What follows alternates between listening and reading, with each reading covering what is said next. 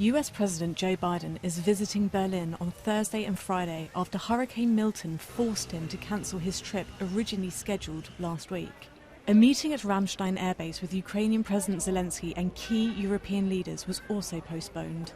But with next month's US election looming in the background, many are wondering if Biden's visit this week will bring Ukraine closer to NATO membership.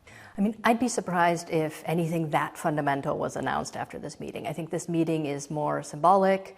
I think it's for, Biden to sort of underscore again how important support for Ukraine is, how important, the U.S.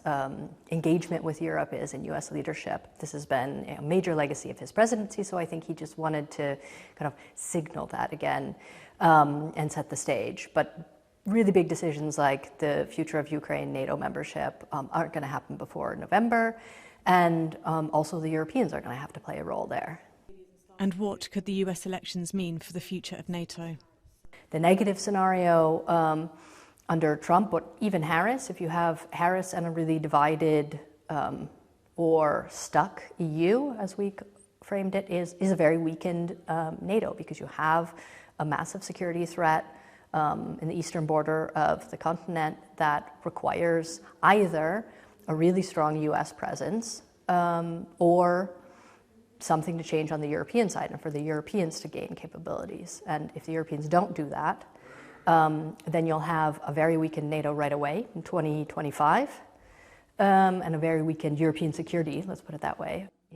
And under a Harris presidency? I'm American, so. And with a Harris presidency, you're looking at a similar result, less dramatic, but by 2027, 2028 as well, because the US simply doesn't have the capacity to stay focused on Europe to the extent that it has. Security experts are urging Europe to take a more united approach in producing weapons and say that Europe needs to accelerate making tough decisions for the future of NATO.